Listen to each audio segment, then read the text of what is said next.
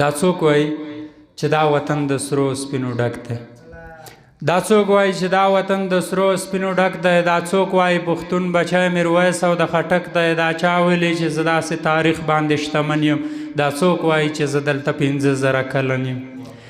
سم نیم مې په خارج کې د پردیو غلامي کا، څو غاړه کې لاکټ ګرځي او څه په لاس بنګړي کا، چا دلته له غربته خپلې خرڅې کړې لورانې. حاجي صاحب زه دې وینم چې دریم حج ته روانې، چا دلته له غربته خپلې خرڅې کړې لورانې. حاجي صاحب زه دې وینم چې دریم حج ته روانې. څوک دلته په بریتو لاسونه هم وایي چې آزاد یم، آزاد نه یم، برباده له بربادو نه برباد یم. په کومو سترګو زه د احمدشاه بابا صفت کړم؟ پښتون یم نه خوی د پښتانه نه یې خاصیت کړم. ملاله کونډه شوې ننګیالي نه زیږوي، تاریخ خو ړندو مونږه له بچي نه زیږوي. د څه په تمه ناست